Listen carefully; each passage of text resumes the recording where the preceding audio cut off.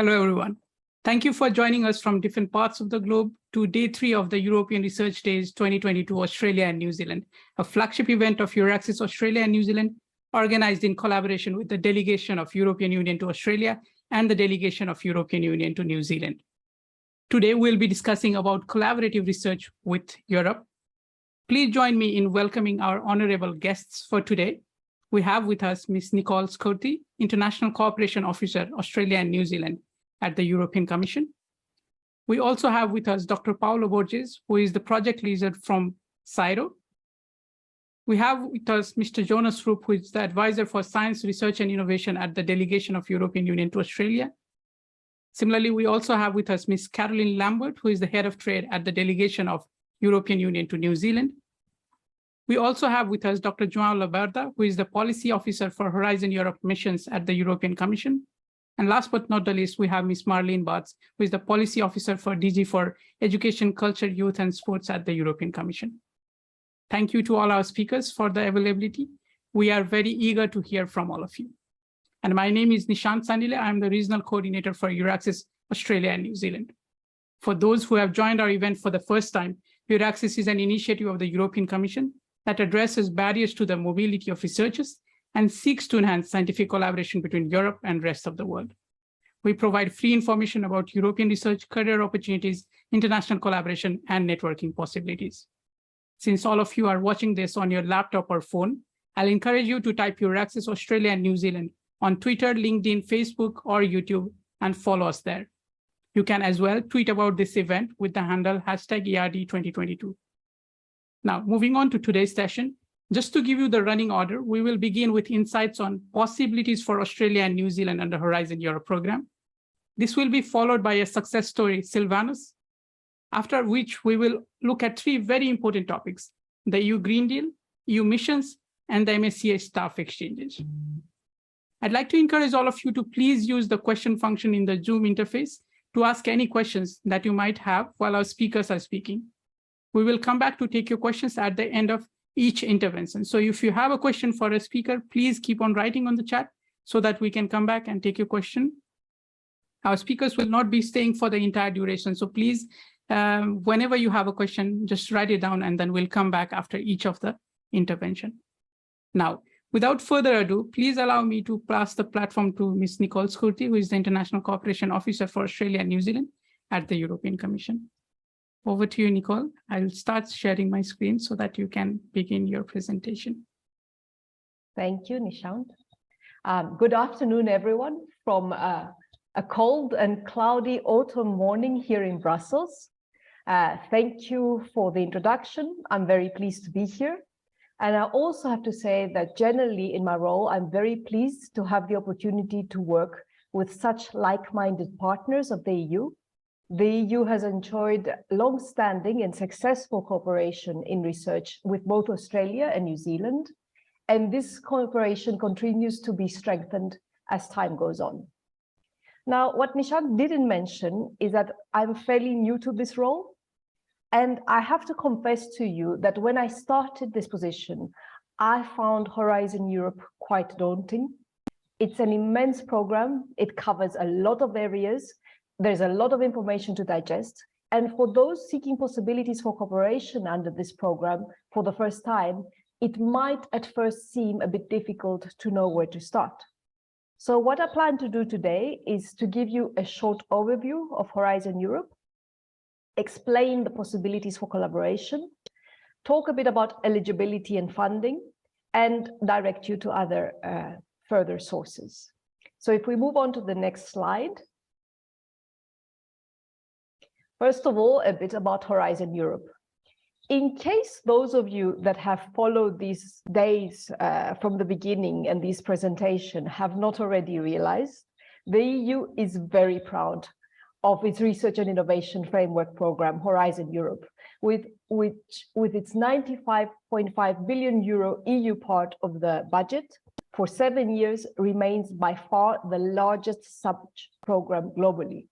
I did some fast calculations. 95.5 billion euro translates to 148 billion Australian dollars, 161 billion New Zealand dollars, just to put some perspective. So we're very proud of this program because it focuses the best talents in Europe, but also beyond. It brings them together to resolve global challenges, such as the climate crisis, environmental degradation, the digital transition, but also threats to public health. And if we move on to the next slide, please. I have to say that the EU is also very proud of this program for the openness that it brings to the world. So what do we mean when we say general openness to international participation? Well, first of all, entities from all over the world can take part in collaborative R&I projects. Second of all, researchers and innovators of any nationality can apply for grants. And also entities from most low and middle income countries are automatically eligible for funding. When I talk about targeted international cooperation actions, well, Horizon Europe contains actions which are flagged as specifically relevant for international cooperation. And it also contains targeted actions with key partners on specific thematic areas. And if we go on to the next slide, please. So in this slide, I wanted to give you some figures relating to international cooperation under the current work program. To be clear, funding opportunities for research and innovation activities under Horizon Europe are set out in work programs. We are currently in the work program 2021 to 2022. The Commission is very soon going to publish the next work program, but as that has not been published yet for 23 and 24, any example that I use today, I'm going to refer to the 21-22 work program, which is, after all, the current work program and is still valid. So if we move on to the next slide. An innovative point of Horizon Europe, as opposed to the previous EU funding products, is that it extends its openness to third countries meeting certain criteria, as they're listed in point D, offering them the possibility to become an associated country.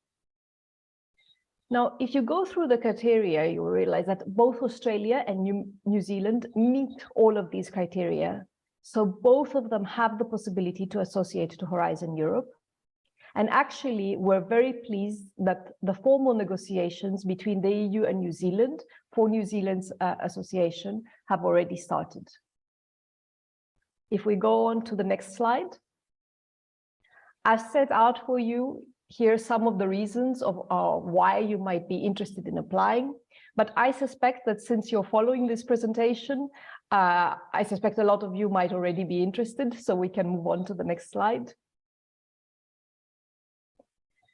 So, as I keep saying, Horizon Europe is an immense program, and I've always found it helpful to bear in mind its overall structure. Now, most of you listening will be mainly interested in either Pillar 1 or Pillar 2, and I will go into further detail in a minute. So next slide, please. How can you participate? Well, there are two ways. First of all, you can apply as an individual researcher, or your organization can apply as part of a consortium taking part in collaborative research. And I understand that in the audience today, we will have a mix of individual researchers and representatives of research institutions. So I will go into further detail on both. So if we go to the next slide, please. First of all, for individual researchers, going back to the structure of Horizon Europe, it's the first pillar that is going to be of interest to you mainly, and particularly the first 2 points. So if we go on to the next slide.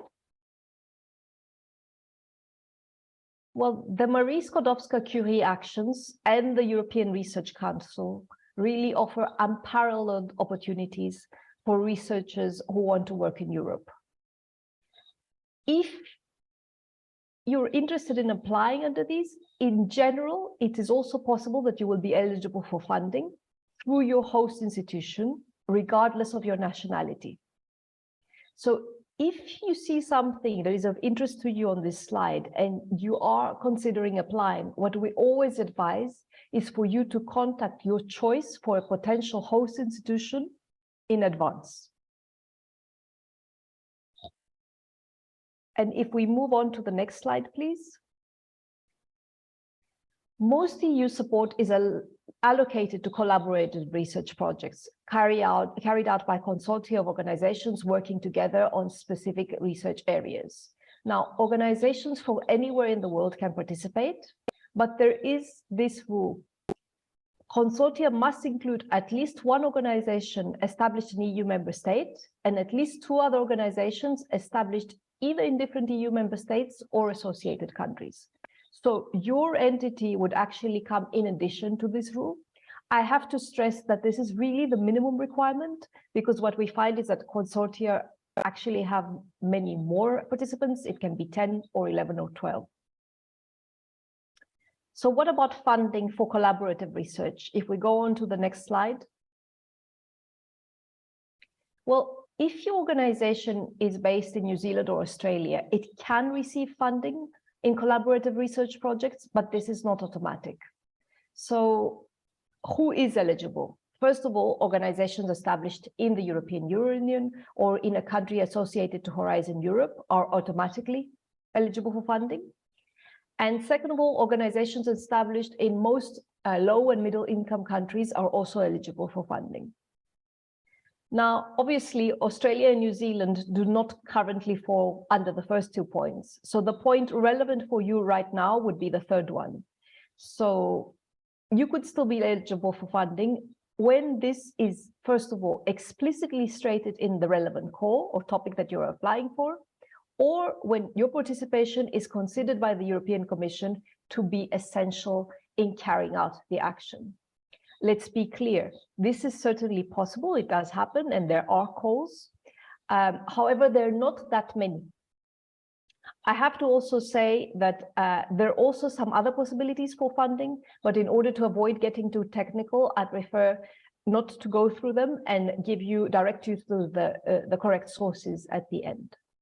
So if we go on to the next slide.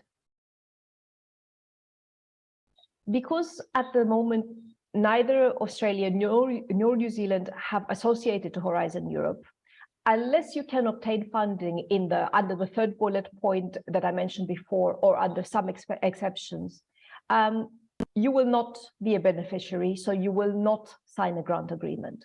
However, you will fall under this associate partner status, which is new. It's similar to what you may have known in the past as the international partner status under the previous work program, but this is an improved status. And what it does, it will basically simplify the participation of your research organization from the moment that it's not eligible for funding and it is bringing its own financing. Now, if we move on to the next slide, please.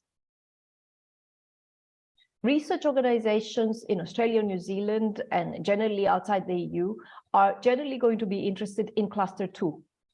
In pillar 2 of the Horizon Europe work program. That has 6 clusters as they're set out. And what I wanted to do today was to just give you some examples of these 6 different clusters, always under the current work program.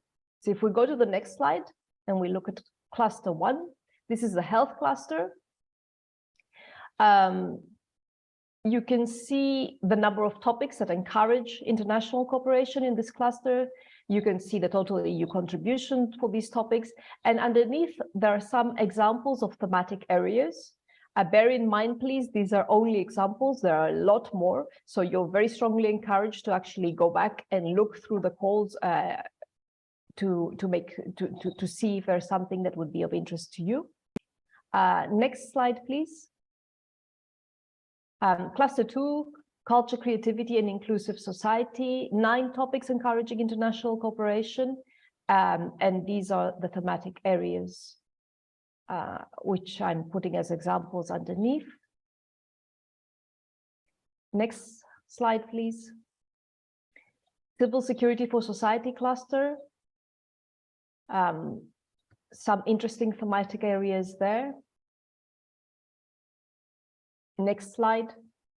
An important cluster, digital, industry and space, more topics encouraging international cooperation, more total EU contribution, and also in the thematic areas, some areas which I know are of interest to Australia and New Zealand.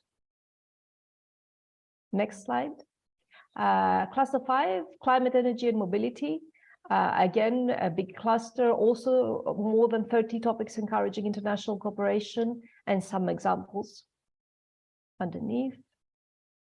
And finally, cluster 6, a very big cluster, food, bioeconomy, natural resources, agriculture and environment. You will see it has the most topics encouraging international cooperation, the most in EU contribution as well, and again, some important thematic areas as well. Now, what I wanted to do in the next slide is just to give you a screenshot of the funding and tenders portal. This is your one-stop shop for applying to Horizon Europe funding.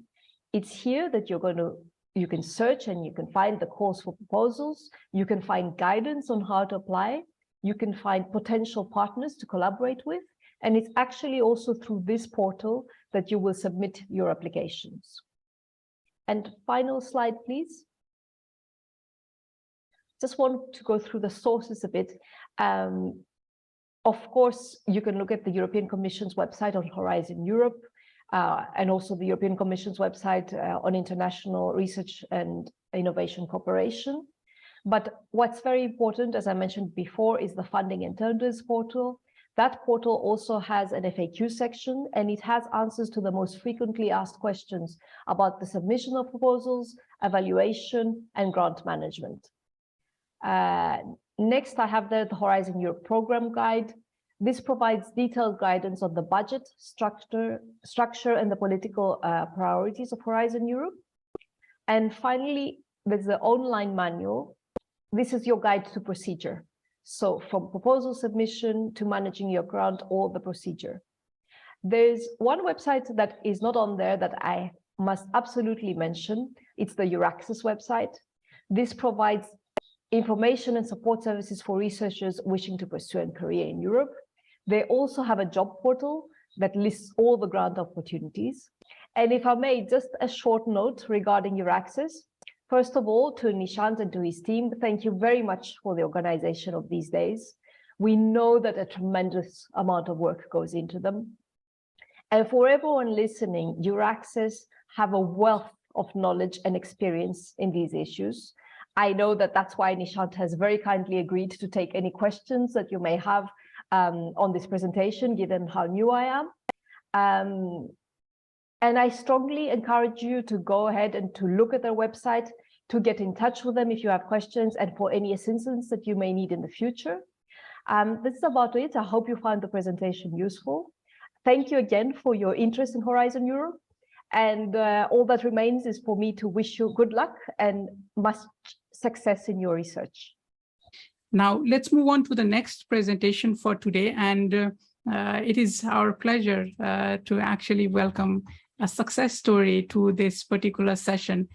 Success story Sylvanus, which is integrated technological and information platform for wildfire management. And we have with us speaking about the project and about his journey of getting involved in this Horizon 2020 project and becoming successful and running this project.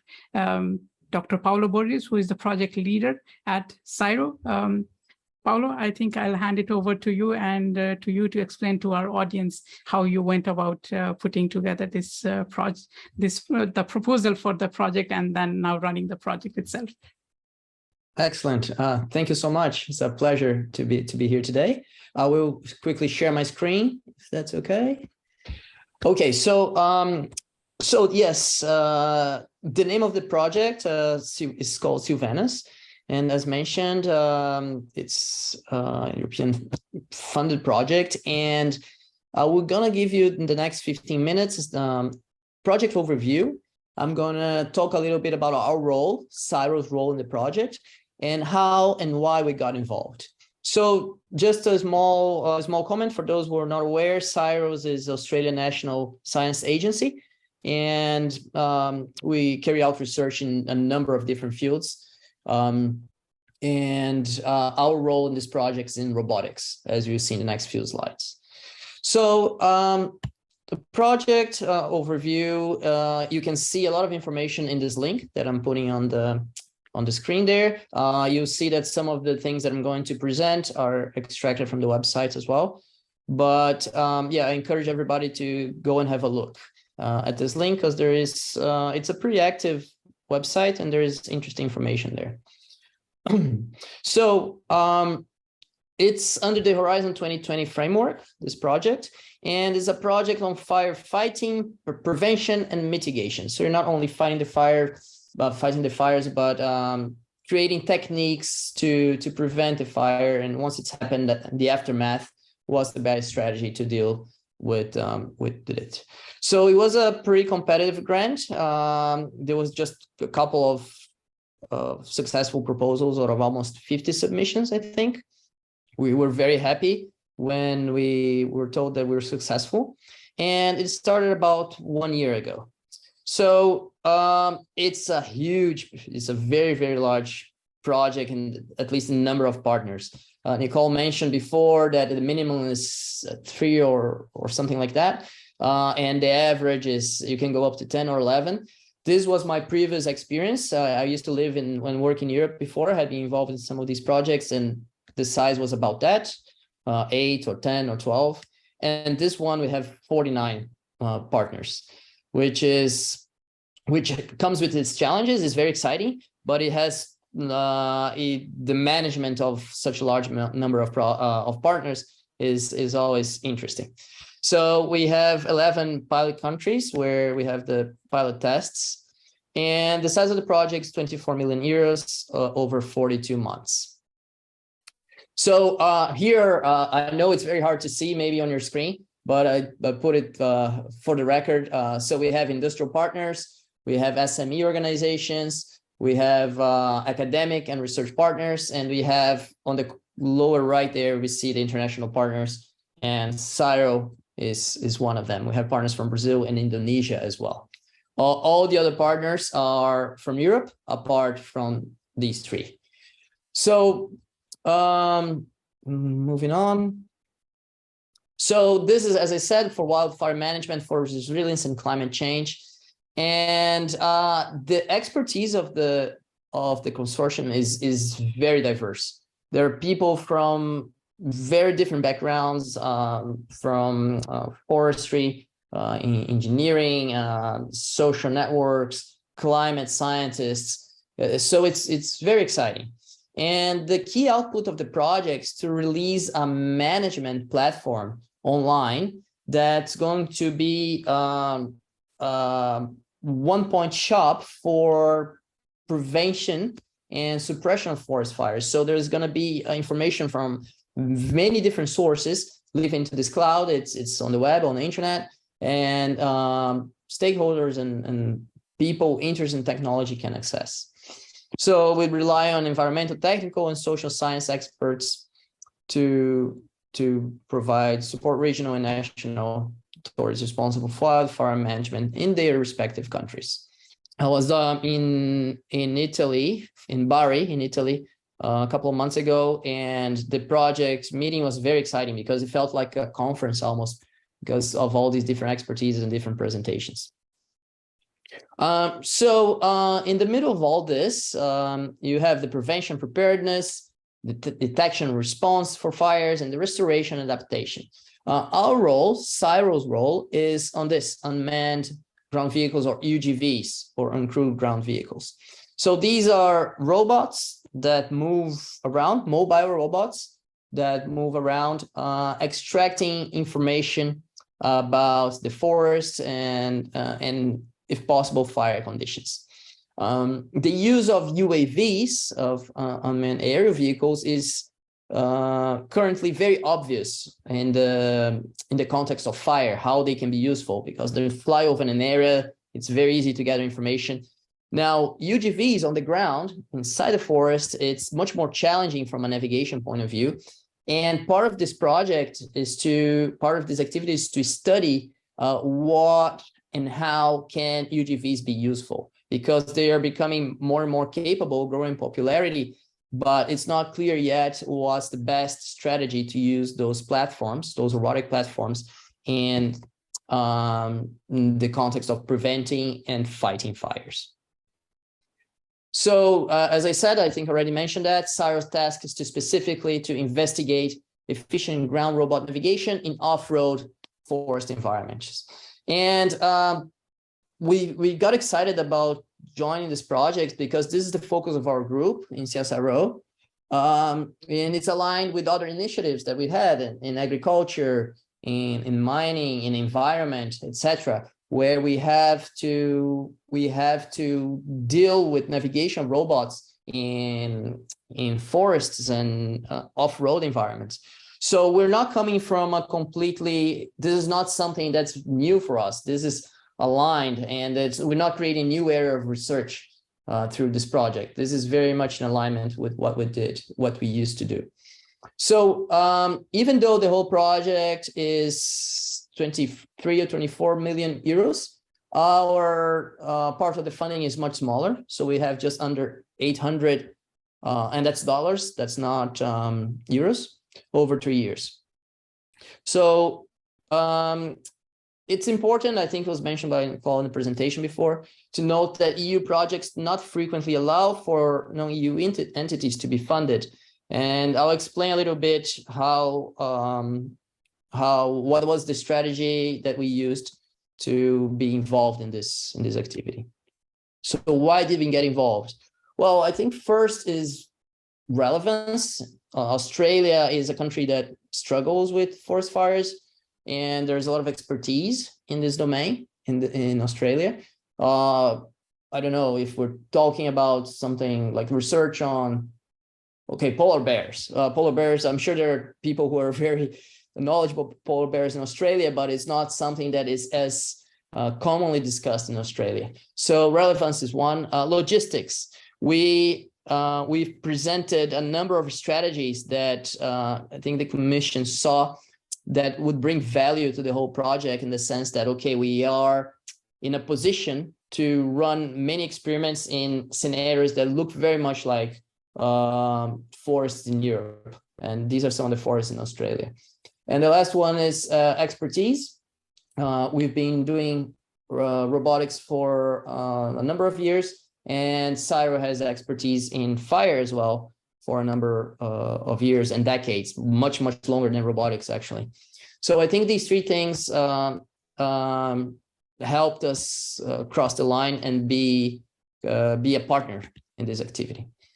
So as I said before, I think I'm speaking a little bit ahead of myself in the slides here, but I'm in Brisbane here on the east coast of Australia, and this is our site. This is where I work here in Pullen Vale, just west of central Brisbane. And as you can see, there are a number of areas there that are areas that we're using as testing grounds for robots, and that mimic very well areas that have struggled with fire both in Australia and in Europe, in many parts of Europe. So it's kind of a semi-dry terrain, and the forestry there is very similar to some parts of Europe. So you can see some pictures of our site, and on the right-hand side there, you see one of our robots operating on the site. So we have a strong robotics capability, as I said, and that's particularly true for unstructured terrain and with navigation and also 3D mapping. So that kind of filled the gap that they were looking for. They were trying to put the consortium together, and they noticed that, okay, I think our capability would fit well. In terms of 3D mapping as well, this is something that's very important, and we are in a very strong position in the world scenario. So that was also a strong point. So I've heard when the proposal was reviewed. Beyond robotics, CSIRO has been researching bushfires for over 60 years. I mentioned that before. And in the proposal, we shared some of that expertise and knowledge. We made it clear that it wasn't something new for us. And I believe that also helped us in being successful. Even though it has nothing to do with robotics, it shows that the organization has put a lot of effort into this, and that was, I think, beneficial for the proposal. So I'll just quickly show here, I still have a few minutes, I quickly show here a video of something that we sent to the EU. So things that we have to do is put waypoints for the robots to travel in a forest environment. This was just a very preliminary video that was sent as part of the proposal. I'm not sure is the video playing okay? I hope it is. So here you can see lidars and camera sensing, and some of our sensing packs with lidars. We have a control station where the robots are deployed, and you let them go and collect data. So this data is sent back to the Sylvanus cloud and analyzed with machine learning algorithms, etc., by some of the other partners who are also part of the project. So our role is really on the navigation of the robots to get into the forest and collect as much data as possible. And other partners will be doing analysis of that data from a fire point of view. Okay, let me skip to the next slide. So, and how did we get involved? So I think, as I said before, I used to live and work in Europe, so that obviously helps. But if you are in research, you're always meeting people from different parts of the world, and Europe is a main hub, of course. So networking really helped there. So I was in touch with ex-colleagues and my ex-boss, actually, at the University of London. And for a number of years, and things went up and down. And then we hadn't talked for a little while, but they saw some of the things that I was working on. And that's why I put their marketing, because in a healthy way, because in the research world, I think it's very important that not that you show off, but that you advertise your research and what you've been up to. And some of my ex-colleagues, they saw that we're doing exciting things with robotics. And then one day they approached me asking, do you want to write a proposal on this? We're looking for partners. And that was in the early days of the proposal. And then other partners, many of them, as you saw before, started coming in. And we put the proposal together. It was a huge proposal, many pages, dozens and dozens of pages. But it was exciting to work with everybody, and and put the document together. And we were really just hoping for the best, because we knew competition would be very hard, given the number of submissions. But when we heard the news, we were very excited. So that's an overview. The other thing I was going to mention, I did try to get involved in other proposals, talking to other colleagues in other parts of Europe, and many times we were not allowed to participate. We, as an Australia's National Science Agency, SARO, we were not allowed to participate for some of the reasons that we saw in the previous presentation. But with after a few tries, we found the right niche where we could fit in, and managed to be in this exciting project. It's celebrating its birthday very soon. So I hope I can share some news of the outcomes with you in the near future. So that's it from my side. Thank you so much for your attention. If you have any questions, happy to answer now, or at a later stage, just email me. It'll be a pleasure. Thank you very much. Thank you, Paulo, for joining in from Queensland. It was a pleasure having you with us. And I think it's a good segue that we will be taking now, because we'll be moving on to a topic that we have all been hearing quite a lot, the EU Green Deal. but not a lot of information has been passed from our platform itself. So to understand what EU Green Deal is, we have an excellent expert of EU Green Deal with us, Ms. Caroline Lambert, who is the head of trade at the Delegation of European Union to New Zealand. Welcome, Caroline, and we are very much looking forward to your presentation on what is EU Green Deal all about. Over to you. Thank you very much, Nishant. Good evening, kia ora to everyone. So I'm a head of trade, but also of green diplomacy here in Wellington. I work for the European Union office, and I'm going to talk to you about the Green Deal. I'm going to share my screen. So when did the European Green Deal start? It was in 2019, when our new president in the European Commission, Ursula von der Leyen, was appointed for a 5-year term. And she said that a flagship policy during her mandate would be to ensure that the European Union would become the first climate neutral continent before 2050. The subtitle was that it would be Europe's man on the moon moment.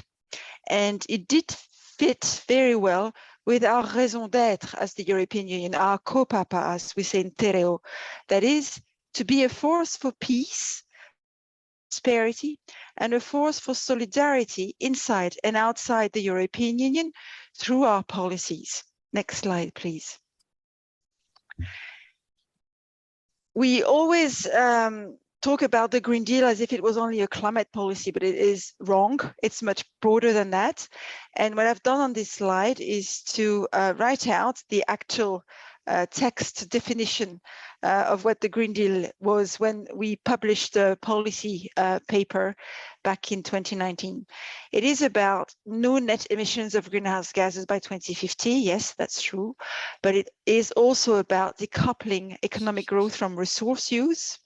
It's about leaving no one behind. It's about protecting, conserving, and enhancing the EU's natural capital, protecting the health and the well-being of citizens from risks and impacts. So it's much broader than climate action, and it encompasses all types of environmentally linked policy. Next slide, please. We have 5 main chapters in the way we think about the Green Deal. An important first conceptual chapter is that it's a social policy. We need to ensure that we have an inclusive transition, a just transition, and otherwise we will just not have any transition towards sustainability. And there's lots of research on that social element. The second big cross-cutting priority is protecting life, all sorts of lives, human life, but also biodiversity, and cutting pollution. The third is about reinventing our economy so that it's a circular economy. The fourth is about transforming production patterns, the way our corporates are working, so that they become world leaders in clean products and technologies. And the fifth is to actually also push towards these changes internationally. Next slide, please. This image is a allegory of a flower that the European Union is, with all the different petals that correspond to different sectoral initiatives. At the top, you have the climate one, through the Climate Pact and the Climate Law, and that's all that's related to both climate mitigation and adaptation. If we go counterclockwise, we are going towards the clean energy one, and it is the energy side of our Green Deal, and it is about, I'll talk more about it, but it is also about energy efficiency and clean energy. It's making sure that our design of energy policy helps us transition towards sustainability. Then we have protecting nature, and I'll give you more detail about that. We have farm to fork, which is the flagship for our agricultural policy as it links to the Green Deal. We have the international angle. We have energy efficiency for homes. That's a specific area that's different from energy generation per se, or energy efficiency as well. It's really focusing on homes, and it's strongly linked to our social element. We've got the financing, unleashing sustainable finance, shifting the trillions to allow the transition in EU and beyond. The just transition, again, extremely important. The elimination of pollution, that's air, soil, water, every type of ecosystem. Then the greener industrial policy one, and smarter mobility. So the Green Deal encompasses all of these sectoral policies, and you'll find some calls for research covering all of these elements. Next slide, please. I want to talk a little bit about what happened this year and dispel any doubts in your mind that the EU could be off track, not on course towards delivering on the Green Deal, or due to the illegal and unprovoked invasion of Ukraine by Russia.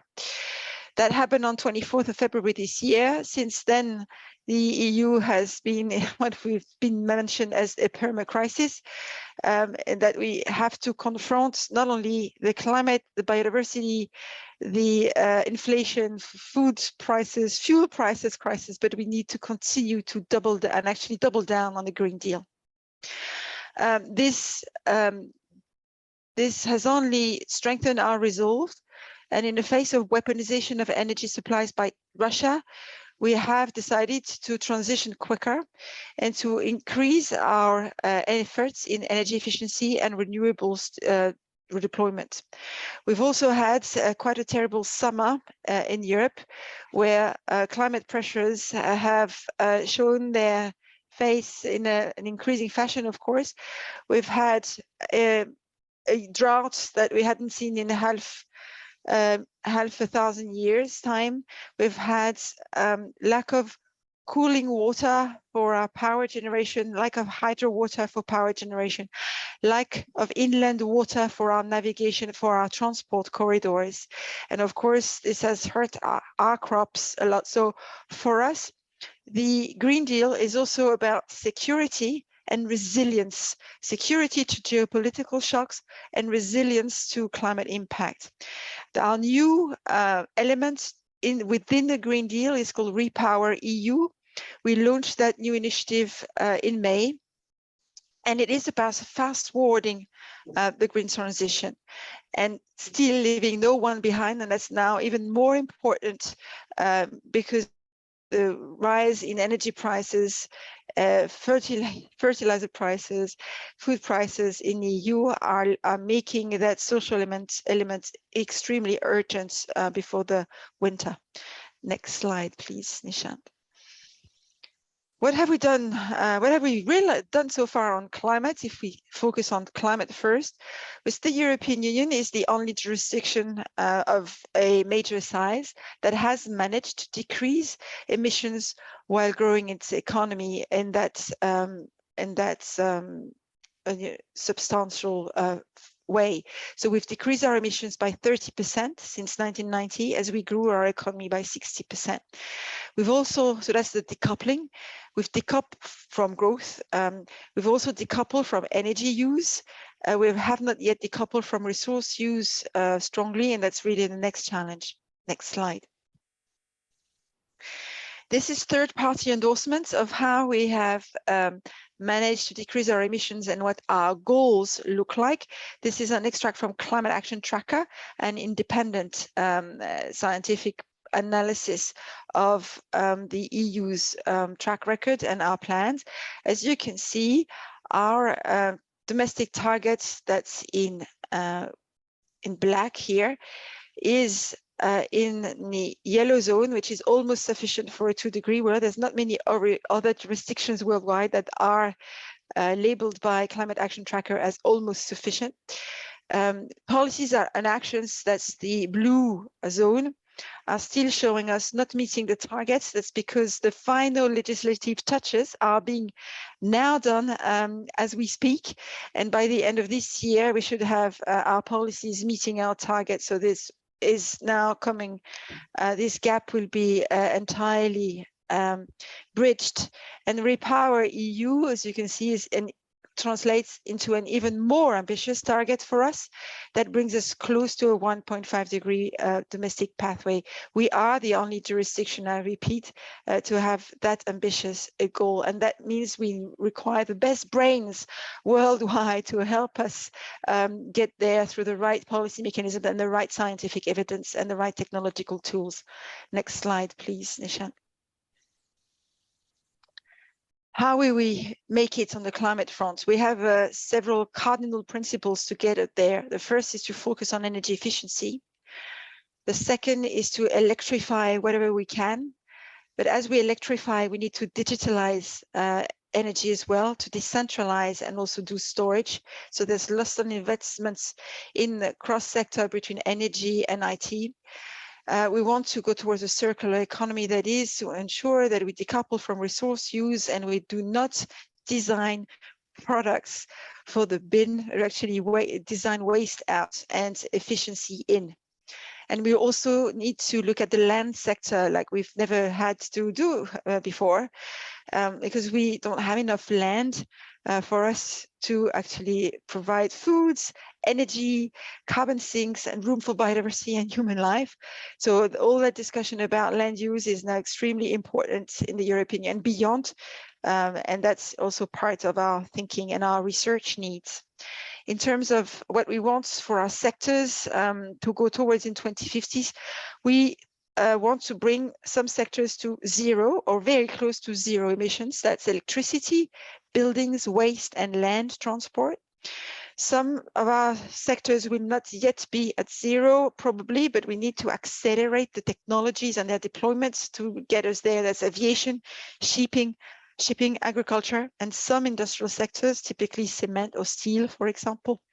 And then we need to work on our sinks. And the use of our sinks will be limited for those sectors that cannot go to zero. So that's a particular angle of our policy, and that doesn't have much, that's not really followed internationally by others, but we feel it's really important that we limit the use of our sinks for those activities that will find it hard to go to zero. And we want to better understand how land use and forest, soil can sequester carbons, different types of ecosystems. And we want to understand as well carbon removal technologies to also kickstart their deployment and their commercialization. Next slide, please, Nishant. So I'll talk a little bit more about the circular economy because I've talked enough about climate. You got the picture. Next slide on circular economy. So what we're doing with circular economy is a lot of legislation and some non-legislation where we want to change the design of products for the European market. And that means that we will actually influence the way products are manufactured throughout the world, because manufacturers will not have a separate production line for European standards. They'll have to adapt their ways, their production design. And so we're doing that, for example, by requiring a certain level of recycled content in products put on the EU market, or easy disassembly, or no glue, or so there's a series of legislation product by product that will ensure that products that are put on the EU market are designing waste out and are ensuring that the components of these products can enter a secondary use cycle in the commercial viable way. We also want to foster sustainable consumption, and here it's really about having different ways of thinking about consumption that is not necessarily to ownership. So that's product as a service, for example, is one, but we could also think of the collaborative economy and all the other ways of redesigning consumption so that we produce less to serve more people. We also want to ensure that the resources that are used are kept in the EU economy as long as possible. We are very resource poor in the European Union. So once we get resources within our borders, we'd like to reuse them in several cycles, and that will also save extraction and mining emissions across the world to help everyone meet their targets. Next slide. So these are some examples. We are legislating so that products that are placed on the EU markets have no planned obsolescence. We need research to help us detect planned obsolescence, are easier to reuse, to repair, to recycle, and then the recycle content. We want consumers to have the information, and we want a right to repair. We want to avoid waste altogether and have secondary markets for secondary materials that are commercially viable. So it requires a lot of research about how best to design in the first place, so that whatever steel you use, whatever concrete you use, you are sure, for example, construction waste, sure that that concrete will find another use once that first infrastructure, first building is dismantled. Next slide, please. So the initiatives that we're doing on circular economy, you've got some more examples here on microplastics. For example, we need research on how to increase the capture of microplastics. We want to phase out single-use products, but there's particularly single-use plastics, but there's ways in which plastic is useful that's difficult to replace by another material. So we need research into these other types of materials. For example, we want to drive new business models. We want to understand why consumers are hesitating about buying secondhand, for example. So understanding the human angle for that is also important for us. I think I talked enough about this one. Next slide, please, Nishant. I will switch now to the angle that's linked to agriculture and food in the EU, that's farm to fork. Next slide. The food system is really a tough nut to crack if we compare it to fossil fuels. Fossil fuels, we kind of have the technological solutions and we understand what needs to be done. For food and farming, we're not that advanced, and it's a lot more holistic. We are dealing with the biology, with living systems, and we need to develop more impactful policy, and we need evidence for that and scientific research. Our food systems to have a neutral or even a positive environmental impact. We'd like to mitigate the impact of food products on climate change, and methane is a particularly difficult one. We want to adapt our food systems to climate change. We want to reverse the loss of biodiversity. We want to ensure food security, which is going to be a very difficult issue in the next decades. Nutrition, public health. Ensure that everyone on the globe has access to sufficient, safe, nutritious, sustainable food, and preserve affordability of food, fair economic returns for farmers, competitiveness. So it's really a complex policy with lots of trade-offs to navigate, and where we're in need of more coordinated research internationally. Next slide. In terms of our own targets for sustainable food production in the EU, we want to reduce by 50% the overall use and the risk of chemicals that we use as pesticides. We're actually using the target as part of COP15 that's going to take place in December. We want to reduce nutrient losses by at least 50% and reduce the use of fertilizers by 20%. Want to reduce the sales of antimicrobials in animals and agriculture, in farm animals and agriculture. And we want to reach 25% of our land under organic farming and bring back 10% of agricultural area under high diversity landscape features. So the proposition for our farmers is quite tough. It's about farming less area, producing just as much, giving more place to nature, using less inputs. And of course, it's a challenge that we need to focus on with partners that are equally interested in sustainable agriculture. And I know that's the case in Australia and New Zealand. So I'm really looking forward to cooperation on that front. Next slide, please, Nishant. Now, a close look at biodiversity, because we tabled quite groundbreaking nature restoration law in June, where for the first time no other jurisdiction has done that. We're proposing to establish protected areas, 30% of land in Europe, 30% of sea in Europe, but also, and that's the next slide, we want to restore degraded ecosystem, and that's the bit that's a bit new. And that includes, of course, the organic farming thing, but also halting and reversing the decline of pollinators, restoring 25,000 kilometers of EU rivers to a free-flowing state, the pesticide one, and planting 3 billion trees. So these are just examples. We've got a lot more targets for different types of ecosystem in our nature restoration law. We want to look also as well at nature-based accounting. So it's a systematic rethinking about the ecosystems that better accounting for the services that our ecosystems provide us. And that needs lots of research that combine economics and environmental science. Next slide, please, Nishan.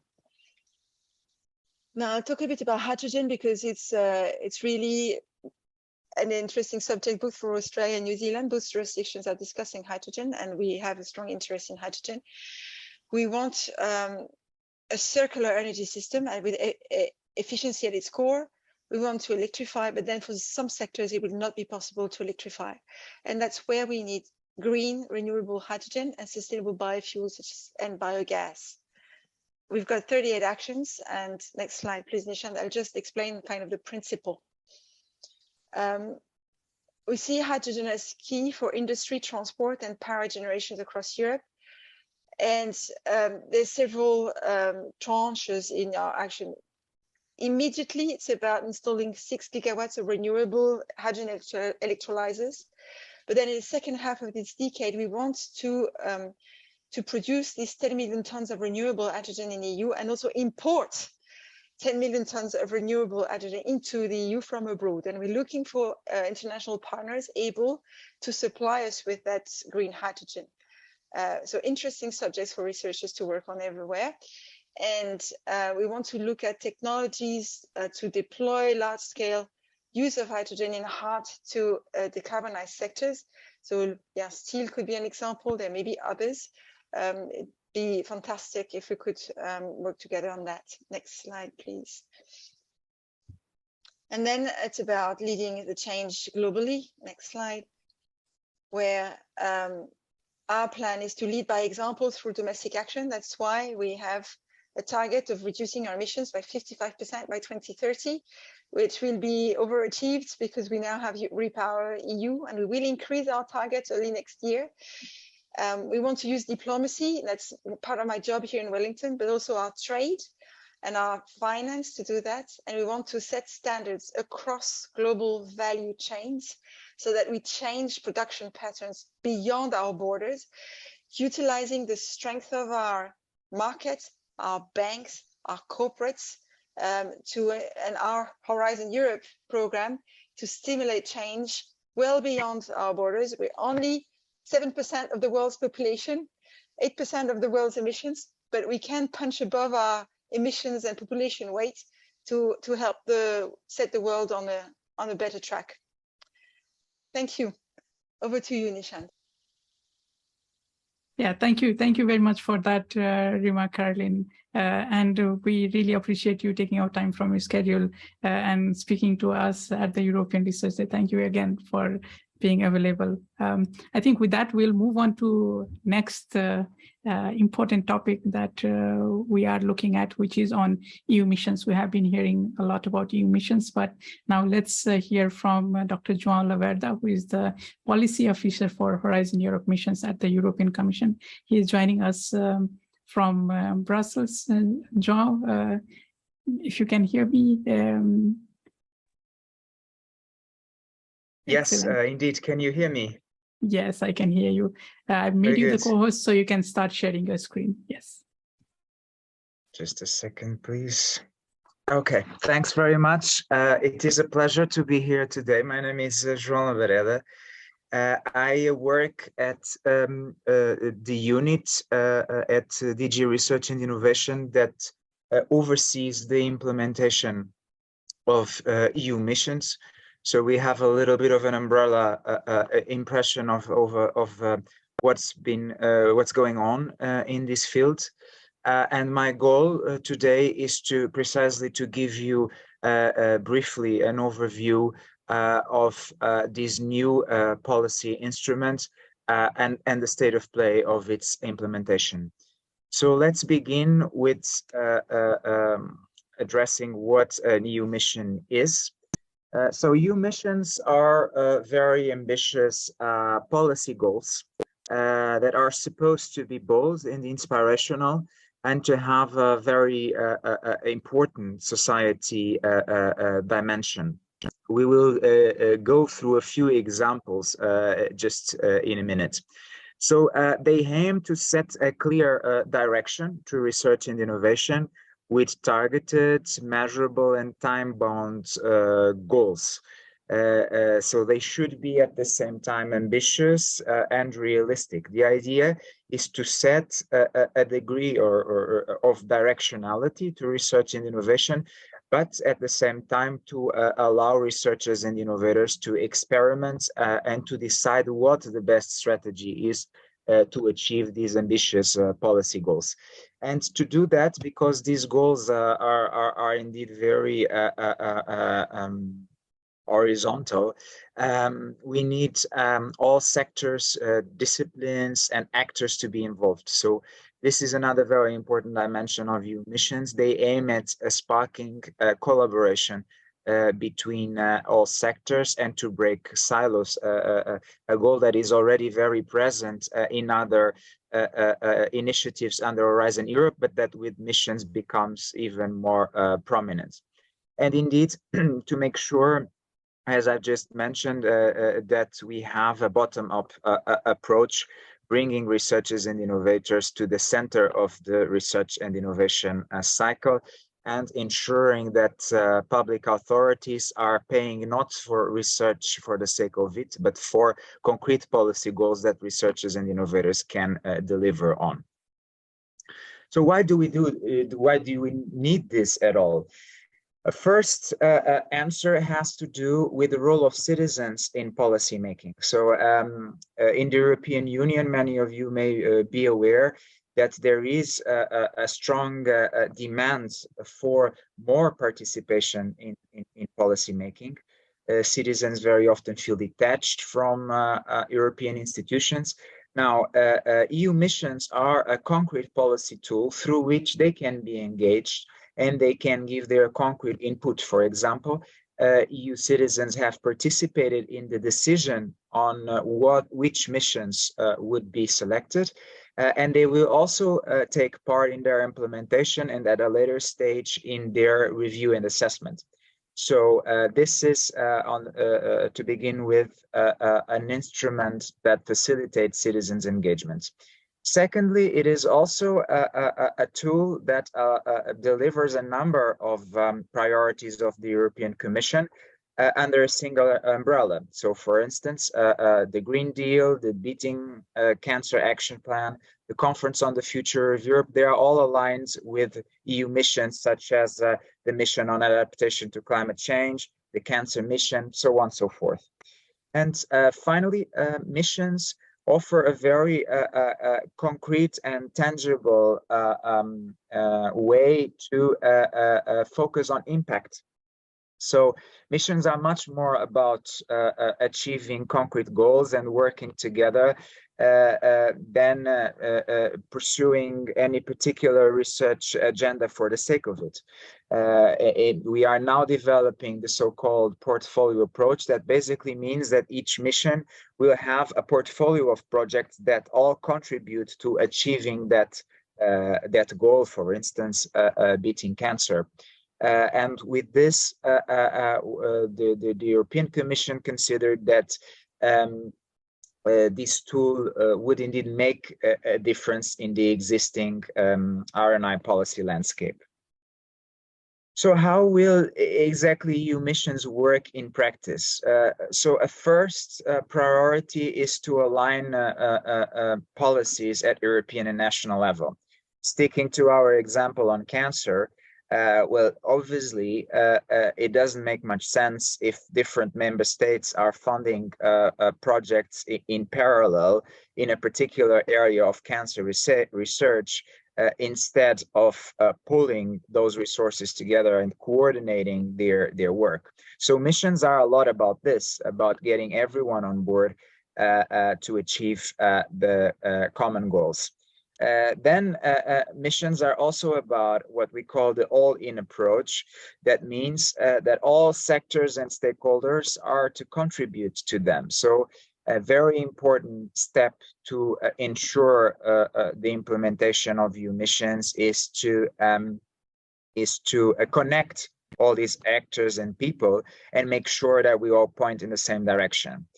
Thirdly, as I had mentioned, very important to promote a new relationship with citizens. And this is, of course, also a big challenge because we don't always have the tools and the platforms and the instruments that allow citizens to participate. So each of the missions has been working hard to establish this link and to create concrete opportunities for participation.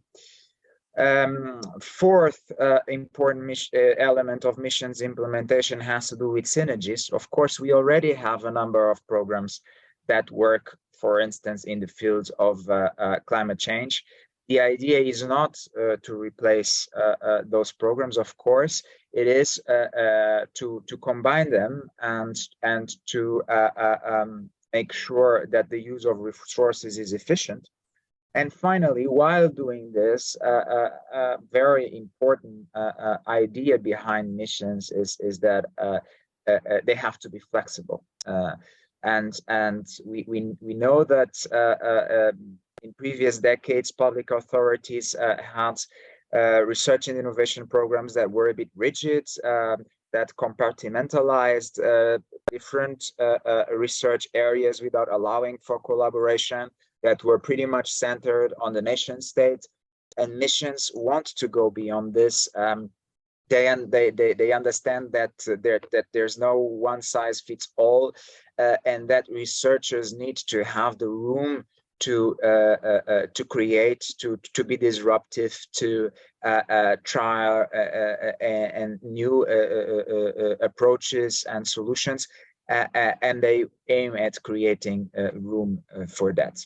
So let's briefly go through the 5 missions to be a bit more concrete. We have a mission on adaptation to climate change, a mission on cancer, a mission on oceans and waters, a mission on soil, and a mission on climate neutral and smart cities. So starting with the mission on climate change, well, I don't need to persuade you to the importance of this goal. What we are trying to do here is to support 150 European regions and communities to become climate resilient by 2030, notably by developing large-scale demonstrations of systemic transformations that can then be used by other regions and communities. Now, this is a good example of how targeted missions are. You see that there is a very concrete goal supporting 150 regions to become climate resilient, and also a very, very clear time frame, that is by 2030. And this is one of the big innovations of EU missions, is to be indeed very precise in terms of the goals that are to be achieved. Now, the mission of cancer aims to improve the lives of more than 3 million people by 2030, operating at a number of levels, notably our understanding of cancer, prevention, diagnosis and treatment, and also supporting the quality of life of all those affected by cancer. And here we have a good example of how EU missions are aligned with other Commission's priorities, notably the Europe's Beating Cancer Plan. Thirdly, we have the mission on oceans, and here the goal is to restore marine and freshwater ecosystems, to prevent and eliminate pollution, and to make the sustainable blue economy work. And I think this is also a good example of how missions, of course, go beyond Europe. There's no way to achieve the goal of the oceans mission without a strong international cooperation with all other coastal states. So this mission in particular has been developing a number of collaboration initiatives with other countries in the world. Then we have the mission on climate neutral and smart cities, which aims at achieving at least 100 climate neutral cities by 2030. The list of 100 cities has been, the cities that have been selected has been published a few months ago. And now the mission is actually working already at the implementation stage, developing what they call the city climate contracts. So we have a good example of how missions are tailor-made to the needs of local communities, because each city will then negotiate with the Commission on the specific parameters of their climate contracts and how exactly these goals, this goal of climate neutrality will be achieved in their concrete case. So it's a clear example of a successful mission so far. There was a huge interest from many cities, more than 300 applicants, and we are looking forward to the next stage of implementation. And finally, we have the mission on soil that aims to create at 100 living labs and lighthouses to lead the transition to healthy soils by 2030. And this is a good example of how missions can be disruptive in with regards to the policy instruments that they use. So living labs and lighthouses is something that the Commission is not very used to work with, but can be fantastic platforms to bring stakeholders together and to be research and innovation hubs to deliver a very particular goal, such as in this case, ensuring soil health. So the 5 missions are supported by Pillar 2 of Horizon Europe.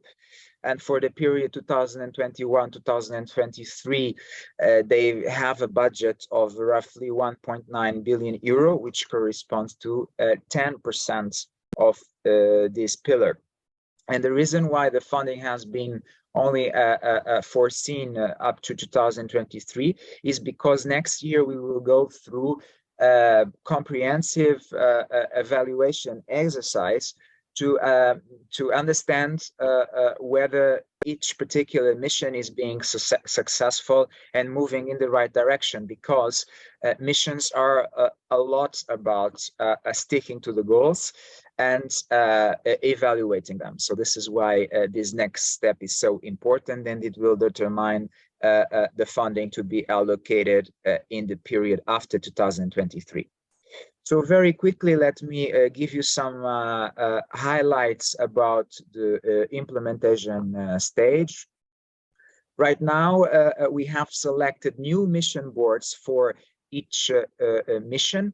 The mission board is an advisory board made of experts that advise each mission on its implementation strategies and how precisely to achieve its goals. So the new mission boards are already set in place. At the same time, mission implementation platforms are being set up for each mission. That is the concrete platforms through which all the logistical requirements of the implementation of each mission will be fulfilled. For instance, in the case of the city's mission, it's through this implementation platform that the city contracts will be negotiated. At the same time, we have launched the TRAMI project that will create a network of stakeholders. I've mentioned a number of times that missions were pretty much about bringing people together, and this is what this project will do by creating a transnational network of key stakeholders for your missions. And regarding the work programs, we're moving towards the 3rd work program on new missions.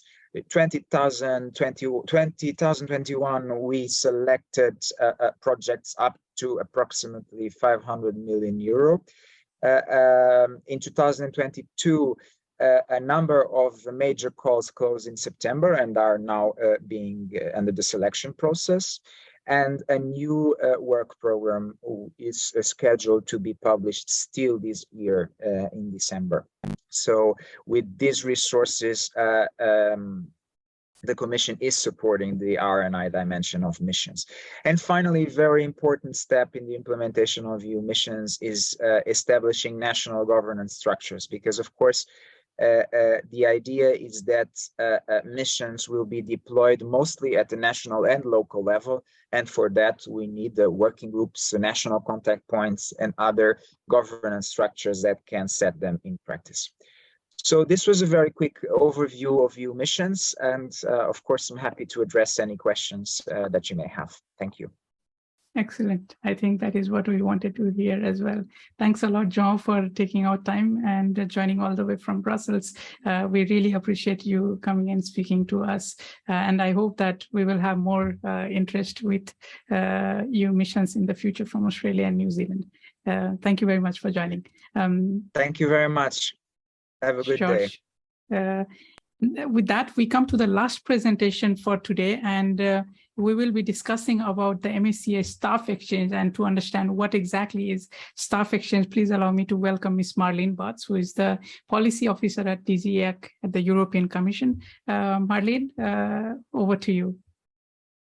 Yes, hello. Good morning from Brussels. Well, good evening, I guess, to those of you on the other side of the globe. My name is Marlene Barthès. I work at the European Commission in the unit that is in charge of the Marie Sklodowska-Curie actions, which have been very briefly mentioned earlier today. They are part of Horizon Europe. You've now seen this slide in various different formats. So you can see that we're part of Pillar 1, the Excellent Science pillar, together with the European Research Council. I see there were no speakers of the ERC here today, but if you are an individual experienced researcher, you might want to have a look at their website, because there might be some funding opportunities there as well. But today, I'll just briefly introduce you to the Marie Sklodowska-Curie actions, and in particular, the Staff Exchange action. It was mentioned before by Nicole that the Horizon Europe program is one of the biggest, or the biggest funding program at global level, was 95.5 billion euros. And the MSCA, over the 7 years of the program, because we always go over 7 years, will have a total of 6.6 billion euros to fund research collaboration and individual researchers. This is just a slide. MSCA, so Marie Sklodowska-Curie actions. We love acronyms here in the EU. So MSCA in a nutshell, just to give you a brief overview of what we're doing. So starting at the top left here, so we train researchers. We try to equip researchers with new skills and to help with their career development. So when we're talking of researchers, we're talking of all stages of career. So PhD candidates to experienced or postdoc fellows.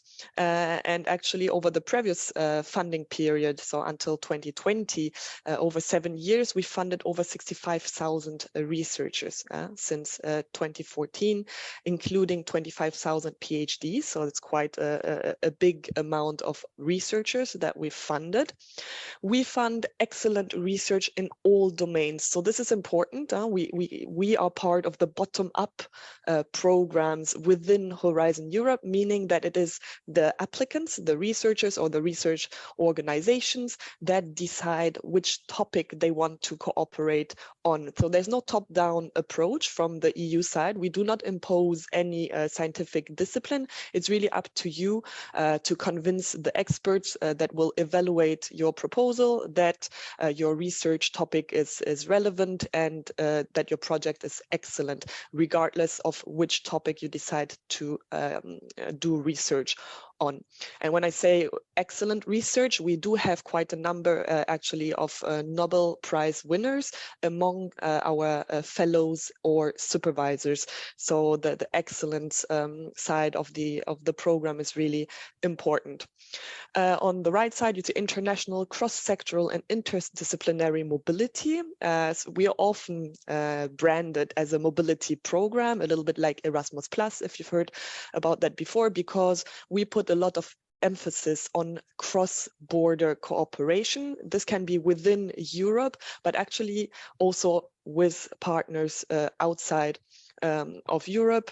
And we also fund a lot of non-EU researchers. We're actually the most international part of Horizon Europe, previously Horizon 2020, and more or less 40% of our researchers, or the researchers that we fund under the MSCA, are from outside the EU. And actually Australia and even New Zealand have a quite good track record of coming, doing research in Europe, and then also receiving, obviously, European researchers.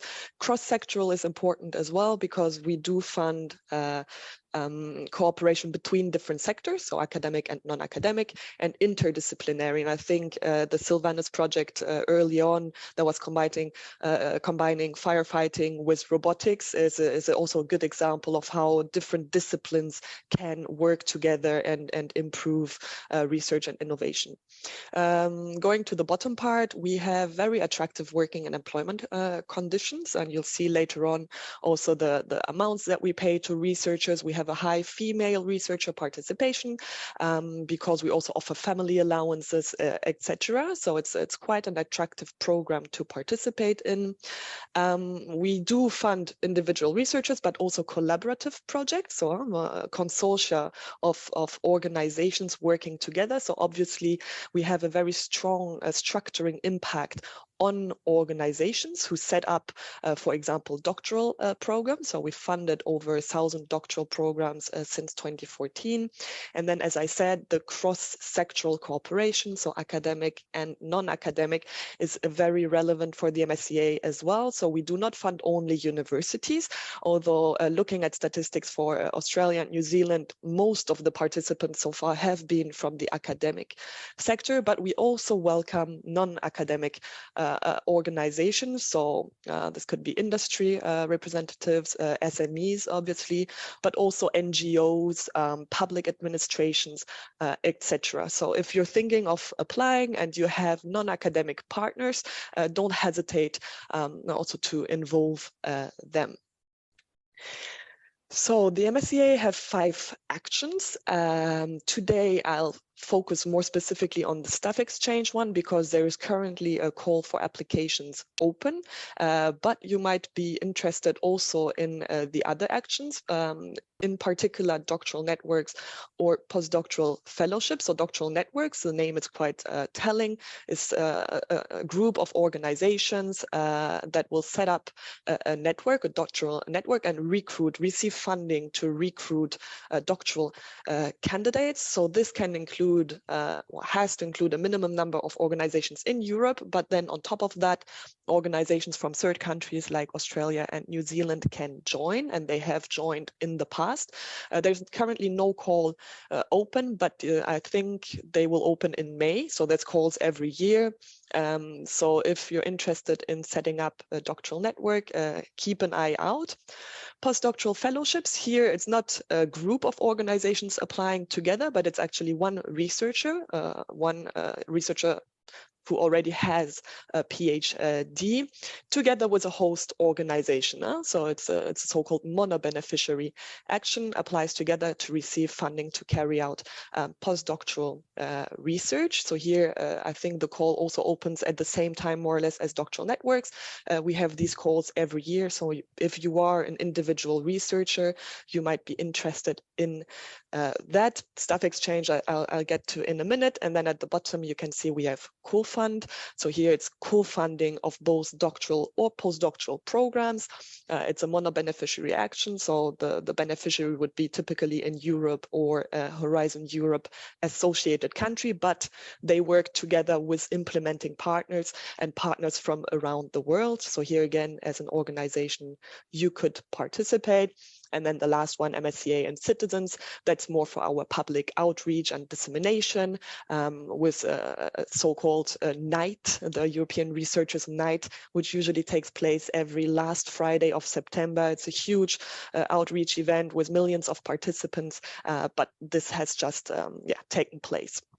So looking now at staff exchanges more specifically, or actually before going to staff exchanges, these are some general rules for Australian and New Zealand's participation in the MSCA, which actually correspond to what the previous speaker, Nicole, has been saying more generally for Horizon Europe. But applying these rules now to the MSCA. So if you are an individual researcher, as was said before, we do not discriminate on any nationality. So any nationality can participate and actually receive funding. So if you are an individual researcher, you could apply for a postdoctoral fellowship, I mentioned it, PF, or for a doctoral position with the doctoral networks or co-fund and receive funding. So if you're an individual researcher, you can receive funding, which is usually comprised of living allowances and a mobility allowance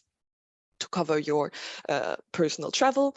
And then the host organization in the EU member states or Horizon Europe associated countries will receive corresponding research training and networking costs to cover your research costs, as well as management and indirect costs. So this is for individuals. Now, if you apply as an organization, it's a little bit more restricted, as was explained earlier. So you can participate, but without automatic EU funding.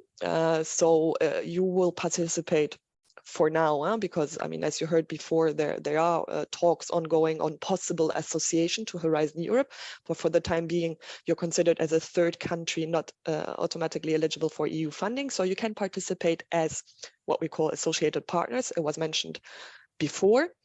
Meaning you do not sign the grant agreement, but you contribute to the project's activities. It's a simplified form of participation. And so you can, for instance, host researchers. And the researchers will be covered by the funds of the project. So you do not have to pay for these researchers. That's one of the advantages. If you participate, you would be expected to cover your own staff with either your own institutional funds or depending on the country, there are also some government funds or I don't know, private foundations, etc., that also can contribute to the project's costs. And as I said, as an organization, you can be both from the academic or non-academic sector. So we very much welcome participation of SMEs or industry representatives. So the good news is that the next staff exchange is called, or is currently open. The 2022 call was opened in October. The closing date is on the 8th of March next year. So you still have a few months in case you're interested. The total budget for the whole call is 77.5 billion euros, which is quite a lot. It's more than what we had in the call last year. So with this, we can fund, depends a little bit on the amount each project asks for, but around 70 projects. Last year, you can see actually at the bottom of this slide, we have received a total of 209 applications and 77 projects were selected for funding. It could be a bit more now because colleagues were still going through reserve lists, but you can see that actually that's a very, very good success rate, 37% chance of being selected, which is the highest among all of the MSCA actions. So actually staff exchange is a little bit, we like to call it a foot in the door. So if you're not yet familiar with European funding, Horizon Europe or MSCA, we would recommend starting with staff exchanges because it is the most flexible action amongst them all. how to apply, it was mentioned earlier before as well. This is where you find information and where you submit the application. So the Funding and Tender Opportunities Portal, FTOP. You have the link here, but you can very easily Google it. You just find your call. So in the search box, you would type MSCA staff exchanges or just MSCA, and you will see the different calls popping up, staff exchanges, but also possibly, if you're interested, doctoral networks, postdoctoral fellowships. You will have to sign in and register your organization if you're a new participant. All the documents are there, so really have a look at them. It's very, very important that you read all of them. There's FAQs also very useful. You can find partners. What's mentioned as well before, because there is an integrated partner search tool, and then the application is submitted also on that portal. So yeah, don't hesitate to have a look. Now, staff exchanges more specifically, what is it? I mean, the name is quite telling. It's the exchange of staff, so international, intersectoral, and interdisciplinary mobility of R&I staff, so-called secondments. So they have to be across borders. It's very important for us that there's an international dimension. They have to be ideally across sectors. Within Europe, actually, they have to be across sectors, so academic, non-academic. And if they are between the same sector, so let's say from a university to a university in another country, then they have to be across disciplines. So they have to combine different disciplines. It is all about knowledge transfer between participating organizations, collaboration, as I said, between the academic and non-academic sectors, and across the globe to strengthen human capital. So usually when we speak about the MSCA, not only staff exchanges, but more generally the program, we speak of it as human capital development. Here, just a summary of the added value of participating in staff exchanges, both at staff member level or organization level. So obviously, if you are an individual participating in staff exchanges, it will increase your transferable skills and competences, also increase your career prospects within your institution, but maybe also then outside the institution.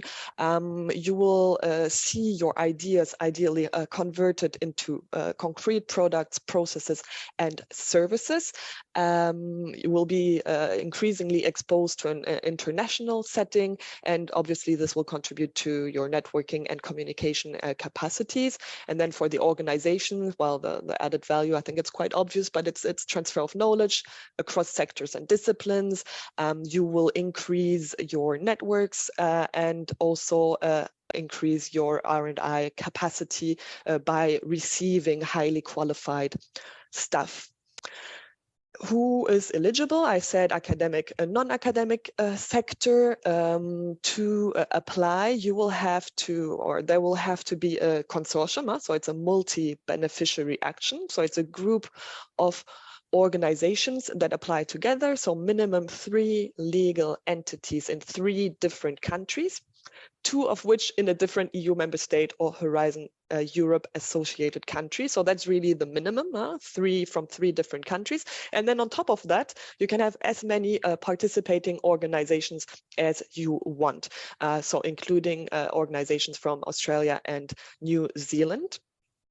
Countries you see here, so we have EU member state, Horizon Europe, associated countries, 3rd countries eligible for funding was mentioned before, and then 3rd countries not automatically eligible for funding. So this is the country group you belong to. Earlier in the question and answer section, I also put the link of a PDF document which summarizes all the different categories of countries in case you want to have a look and make sure that the countries you want to cooperate with belong to the right category. The staff, eligible staff, so the staff that will go abroad to carry out research and innovation activities, can be actually any type of staff. So here we do not only target researchers, so researchers could be PhD candidates or postdoctoral fellows, but actually we also allow administrative staff, managerial staff, and technical staff to participate as long as they are involved in R&I activities. So typically if you're going to send an accountant that wouldn't really work. It has to have something to do with the R&I activities.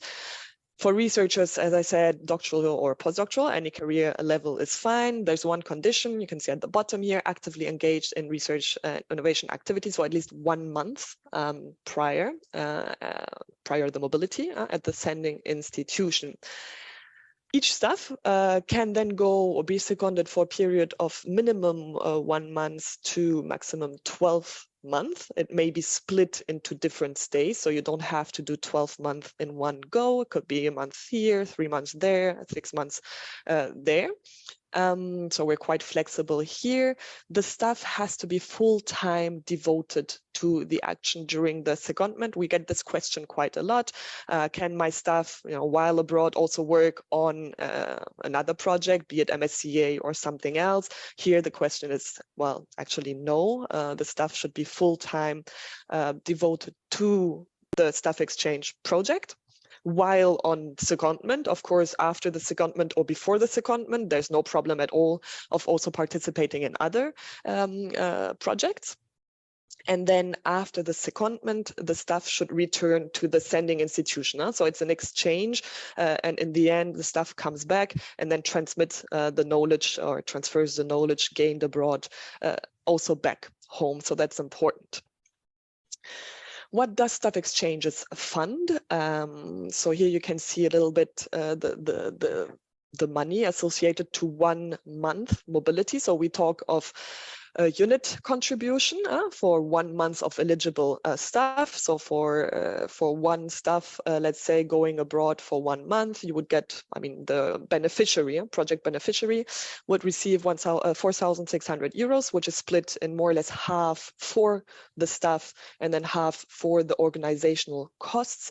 It is important to say that this amount comes on top of the salary of the staff. So the salary is the staff is expected to keep receiving his or her salary, and then on top of that receive this amount of money, 2,300 euros per month, to work specifically on the MSCA project.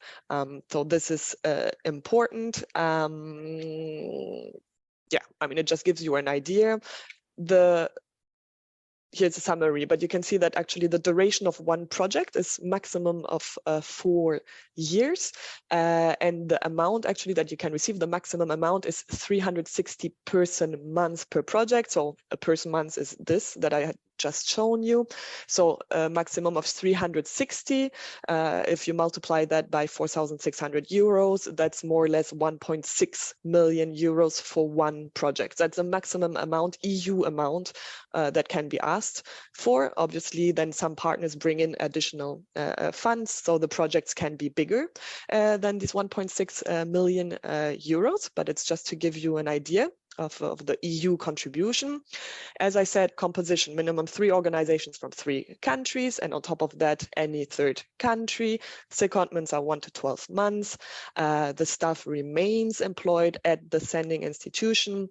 And then the budget side of things that was explained. So the European staff is completely, fully covered by the project. And then if you send your own staff from Australia or New Zealand to Europe, you would have, or you would be expected to cover him or her with your own funds, unless in justified or exceptional cases, you do receive some EU funding. It has happened in the past, and it was also explained early on by the other speakers.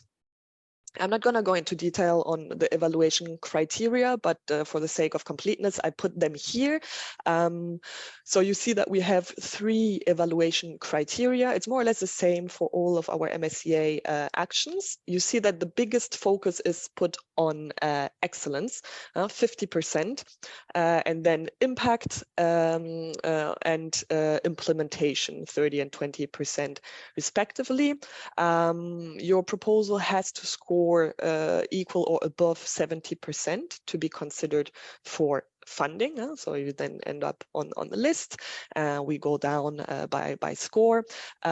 We hire, or our research executive agency hires independent experts to assess the proposals, and then come up with a ranking list. And depending on the budget and the amounts requested by the different projects, we can fund more or less projects every year. Here, it is not part of the evaluation criteria, but I think it's important to mention if you are thinking of applying, of being part of a proposal, the MSCA Green Charter. We've heard early on an excellent presentation on the European Green Deal. So we're trying to transpose the Green Deal objectives or to contribute to the Green Deal also through our mobility program. So we have published the so-called MSCA Green Charter. It is not an obligation, let's say. So you can see here the extract of the work program. All MSCA funded projects are encouraged to address the principles of the Green Charter and implement measures to minimize the environmental footprint of their activities. So it's an encouragement, it's not an obligation, but if you look at the charter, you will see a set of guiding principles addressing individual researchers and then organizations, helping them minimize the environmental impact of the research activities. So it could be, for instance, to use teleconferencing tools when travel is not duly justified, or to reduce, reuse, recycle, use more renewable energies, etc., etc. So it's a list of principles. Even if you're not an MSCA participant, but you are interested maybe at institutional level, even individual level in greening your research, I would encourage you to have a look. We have also published a set of guidance materials, so very concrete documents, guidance on how to actually achieve greener research. So from, I don't know, organizing more sustainable events or public procurement, etc., etc. So have a look if you're interested.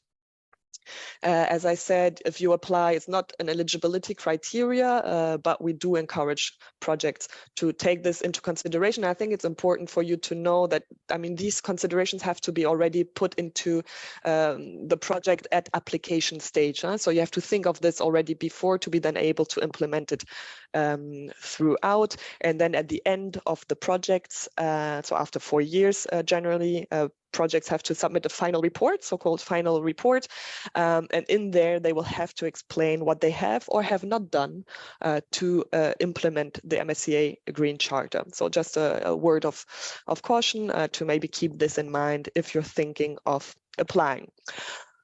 An example, I'm not going to go into it. There's a link at the bottom. It's funny because I picked this example, which is on firefighting as well. And we had previously a best practice example on firefighting. So it seems it's an interesting topic for cooperation between Europe and here in this case it was Australia. So you can see more or less a €1 million EU contribution.